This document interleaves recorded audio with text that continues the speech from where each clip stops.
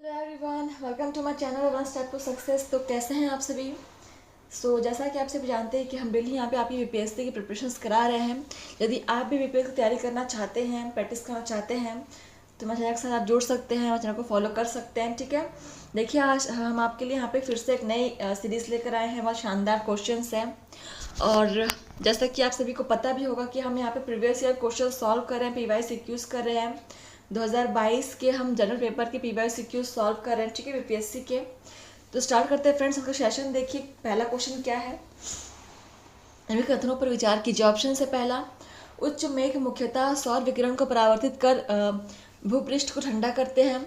भूपृष्ठ से उत्सर्जित होने वाली अवरक्त विकिरणों का निम्न मेघ में उच्च अवशोषण होता है और इनसे तापन प्रभाव होता है। चलिए पढ़िए और बताइए कौन सा ऑप्शन सही है।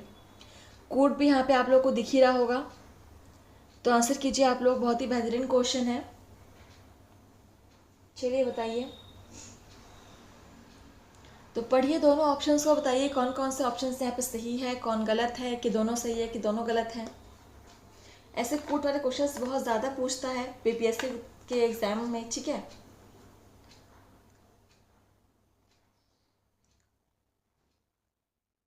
तो उसकी प्रैक्टिस कीजिए और देखिए इसका आंसर क्या हो जाएगा। ये दोनों ऑप्शन ही गलत है, ठीक है। ना तो पहला सही है ना ही दूसरा सही है। देखते कौन से कोट में दिया हुआ है, आपको दिख रहा होगा। ना तो एक ना ही दो, ठीक है, दोनों ही यहाँ पे गलत हैं। तो ऑप्शन यहाँ पे डी करेक्ट हो जाएगा। अगला क्वेश्चन देखते हैं 82। ये भी कोट वाला क्वेश्चन है, पढ़ते हैं क्या है। निम्न के कथनों पर विचार कीजिए। ऑप्शन से, उत्तरी पश्चिमी केन्या में बीड़ी बीड़ी एक बृहद शरणार्थी बस्ती है।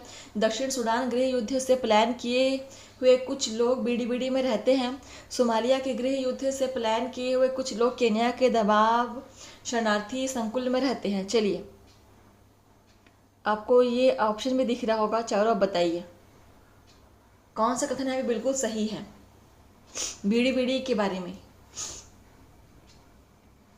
ठीक है। ये भी कोट वाला क्वेश्चन है, आपको कोट देख के बताना है कौन कौन से कोट यहाँ पे सही है, ठीक है। चलिए तो देखिए फ्रेंड्स, यहाँ पे ऑप्शन दूसरा सही है और तीसरा सही हो जाएगा, ठीक है। तो दूसरा तीसरा यहाँ पे सही है। तो देखिए कौन से कोट में दिया हुआ है, आपको दिख रहा होगा, ऑप्शन सी में दिया हुआ है, ठीक है। चलिए अगला क्वेश्चन देखते हैं, आप इसको नोट कर लेंगे। अगला क्वेश्चन देखिए 83 क्या है आपका। निम्नलिखित देशों पर विचार कीजिए। सो देखिए क्या कहा गया है, Armenia, Azerbaijan, Croatia, Romania, Uzbekistan, ठीक है। उपयुक्त में से कौन से तुर्की राज्यों के संगठन के सदस्य हैं। तो तुर्की राज्यों के संगठन के सदस्य कौन कौन से आपको बताना है। चलिए कोड भी आप लोग को दिख रहा होगा, आंसर कीजिए। तुर्की राज्यों के संगठन के सदस्य कौन कौन है। अजरबैजान है, ठीक है, और उज्बेकिस्तान है, ठीक है। ऑप्शन दूसरा और पांचवा बिल्कुल सही हो जाएगा। तो दिया हुआ है ऑप्शन सी में, ठीक, option C is correct. Question number देखिए हमारा 84 क्या है। निम्नलिखित कथनों पर विचार कीजिए। फिर से कोट वाला क्वेश्चन है, पढ़ते हैं ऑप्शंस। गुजरात में भारत का विशालतम सौर पार्क है। केवल में पूर्णता के सॉरी केवल नहीं है, वो केरल है। केरल में पूर्णतः सौर शक्तिकृत अंतर्राष्ट्रीय हवाई अड्डा है। गोवा में भारत की विशालतम तैरती हुई सौर प्रकाश वोल्टी परियोजना है।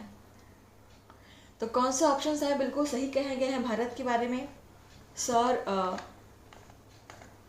सौर पार्क के सौर अंतर्राष्ट्रीय हवाई अड्डा, मतलब किसके बारे में यहाँ सही कहा गया, सौर शक्ति के बारे में, ठीक है।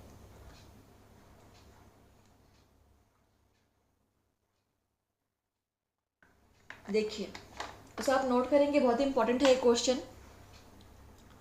कोड देख लीजिए।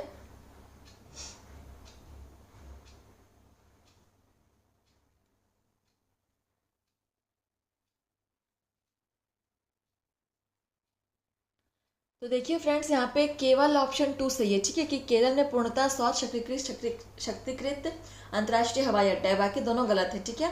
लगता है कौन से कोड में दिया हुआ है। ऑप्शन बी यहाँ पे दिख रहा है आप लोगों को।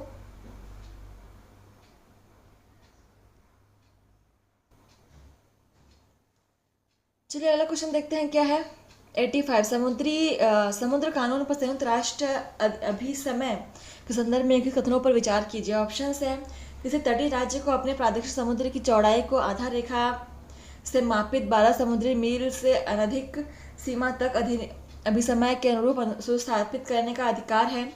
सभी राज्यों के चाहे वह तटीय हो या भूमध्य भाग के हो, जहाज़ों को प्रादेशिक समुद्र से होकर बिना रोक टोक यात्रा का अधिकार होता है। अनन्य आर्थिक क्षेत्र का विस्तार उस आधार क्षेत्र के 200 समुद्री मील से अधिक नहीं होगा जहां से प्रादेशिक समुद्र की चौड़ाई मापी जाती है। क्वेश्चन देख लीजिए, फिर हम ऑप्शंस को अच्छे से दिखाएंगे आप लोगों को।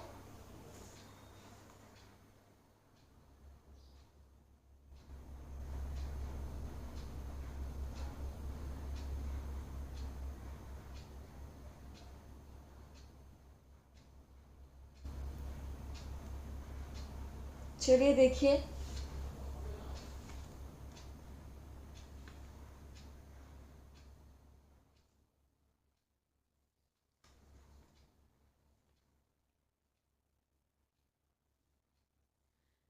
ऑप्शंस देख लीजिए आप लोग 85 के।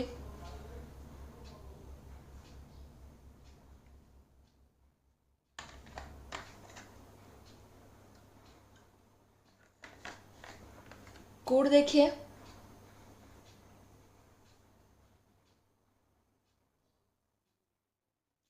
तीनों ही ऑप्शन बिल्कुल सही है। ठीक है, देखते हैं कौन सी कोड में दिया हुआ है। ऑप्शन डी में दिया हुआ है। ठीक है, अगला क्वेश्चन देखिए क्या है। 86 है आपका। निम्नलिखित कथनों में से कौन सा एक कभी कभी समाचारों में उल्लेखित सेंकाकू द्वीप विवाद को सर्वोत्तम रूप से प्रतिबिंबित करता है? ठीक है, ऑप्शन है, आमतौर पर यह माना जाता है कि वह दक्षिणी चीन सागर के आसपास किसी देश द्वारा निर्मित कृत्रिम द्वीप है। चीन और जापान के बीच पूर्वी चीन सागर में इन द्वीपों के विषय में समुद्री विवाद होता रहता है। वहाँ ताइवान को अपनी रक्षा क्षमताओं को बढ़ाने में मदद करने के लिए एक स्थायी अमेरिकी सैन्य अड्डा स्थापित किया गया है।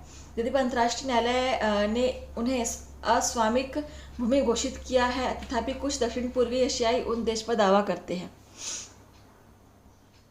चलिए पहले आप लोग पढ़ लीजिए क्वेश्चन को, फिर हम ऑप्शंस चारों दिखाएंगे।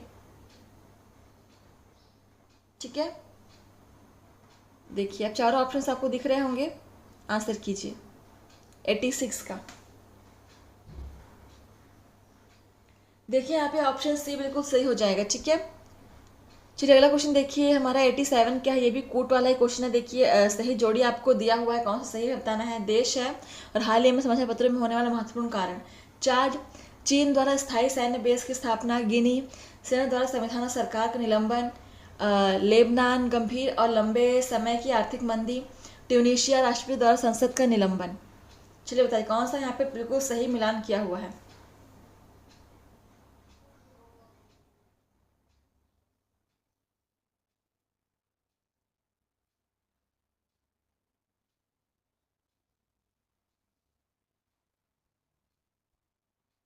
सॉरी, यहाँ पे सी नहीं, एक्चुअली बी हो जाएगा। ठीक है, 86 का ऑप्शन बी सही होगा, सी नहीं होगा, बी होगा। ठीक है, चलिए अगला देखते हैं क्वेश्चन हमने क्या कहा है इसमें। हाँ बताइए, 87 का सही जोड़ी मिलान कीजिए। देखिए यहाँ पे ऑप्शन सी सही हो जाएगा। ठीक है, चलिए अगला देखते हैं। 88 भी आपका वैसे ही क्वेश्चन है, पढ़ते हैं निम्नलिखित युग्मों पर विचार करना है। अक्सर समाचारों में उल्लेखित क्षेत्र और देश: अनातोलिया, तुर्की, अम्हारा, इथियोपिया, काबो डेलगाडो स्पेन, कातालोनिया का इटली। चलिए कौन सा है बिल्कुल सही दिया हुआ है। इसमें केवल दो युग्म सही है। ठीक है, तो ऑप्शन यहाँ पे देखिए बी सही हो जाएगा। ठीक है, अगला देखते हैं आपका 89, वन्य जीवन संरक्षण के बारे में भारतीय विविध विधियों के संदर्भ में निम्नलिखित द्वितीय कथनों पर विचार कीजिए। ऑप्शन है, वन्यजीव एकमात्र सरकार की संपत्ति है। जब किसी वन्यजीव को संरक्षित घोषित किया जाता है तो यह जीव चाहे संरक्षित क्षेत्र में हो या उससे बाहर समान संरक्षण का हकदार है। किसी संरक्षित वन्यजीव के मानव जीवन के लिए खतरा बन जाने की आशंका उस जीव को पकड़ने या मारे जाने का पर्याप्त आधार है। चलिए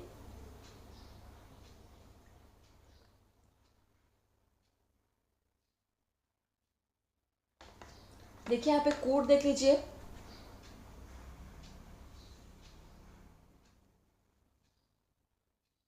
और सही आंसर आपका है ऑप्शन फर्स्ट और सेकंड। ठीक है, देखते हैं कौन से कोड में दिया हुआ है।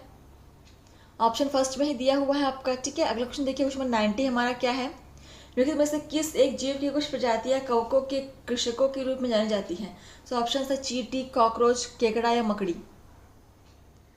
तो कौन से जीव की कुछ प्रजातियां हैं जो कवकों के कृषकों के रूप में जानी जाती हैं? बहुत ही अच्छा क्वेश्चन है, आप इसको नोट कर सकते हैं।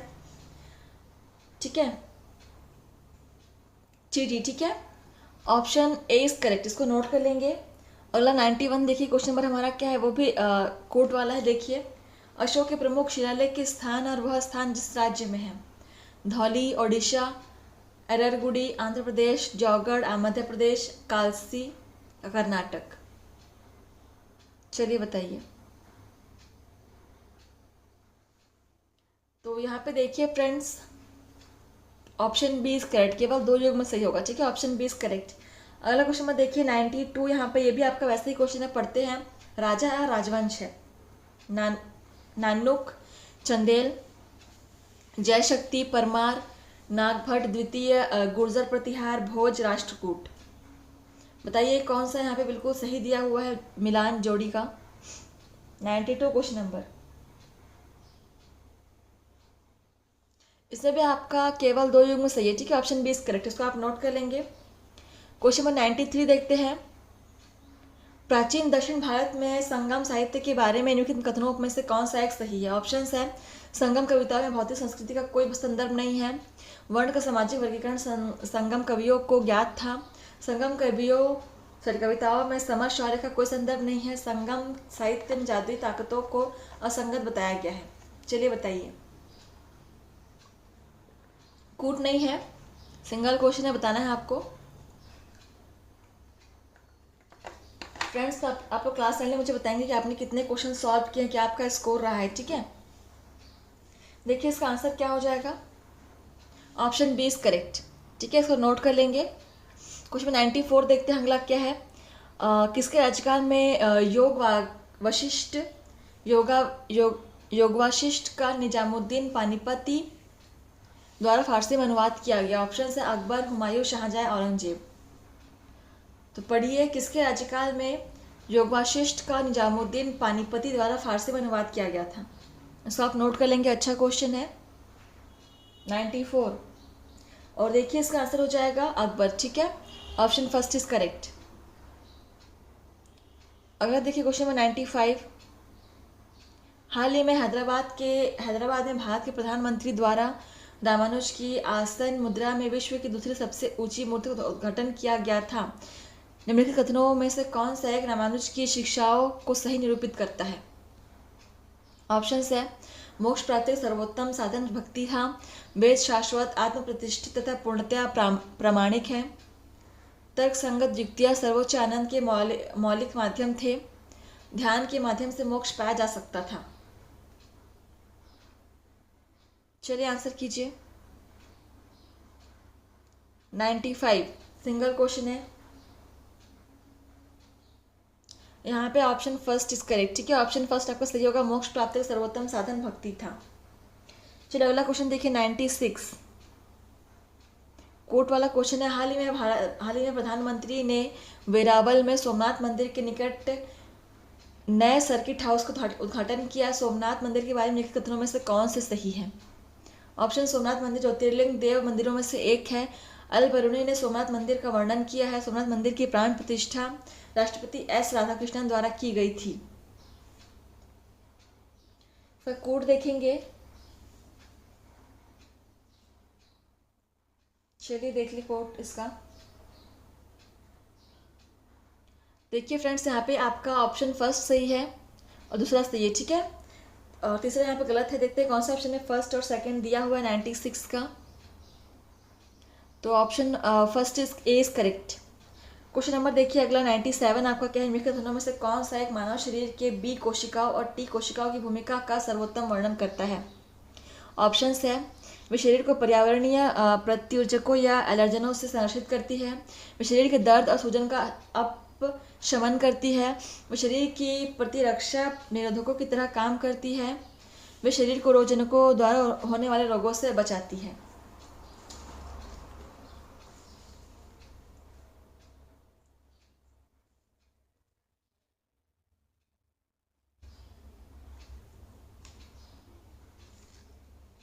चलिए इसका आंसर क्या होगा, देखिए क्वेश्चन नंबर 97 का ऑप्शन डी इज करेक्ट। ठीक है, वह शरीर को रोजनों द्वारा होने वाले रोगों से बचाती है।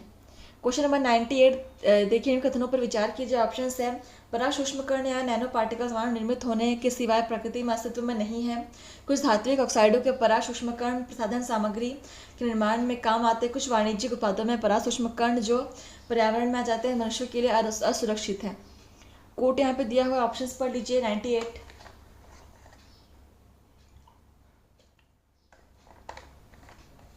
देखिए कोट,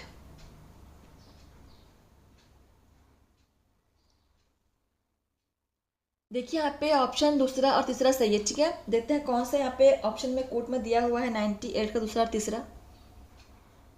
ऑप्शन डी में दिया हुआ, बिल्कुल option D is correct. Question number देखिए 99, निम्न कथनों पर विचार कीजिए। इस ऑप्शन से डीएनए बारकोडिंग किसका उपसाधन हो सकता है।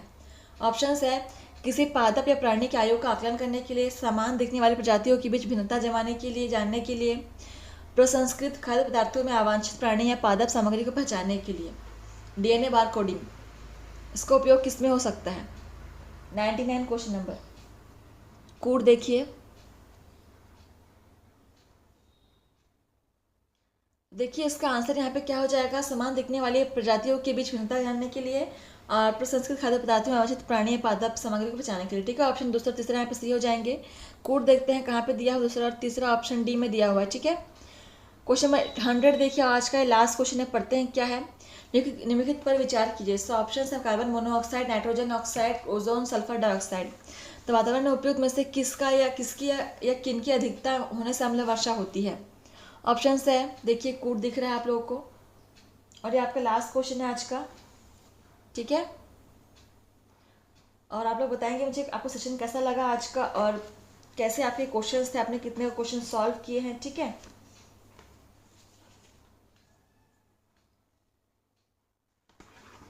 चलिए बताइए इसका आंसर क्या हो जाएगा।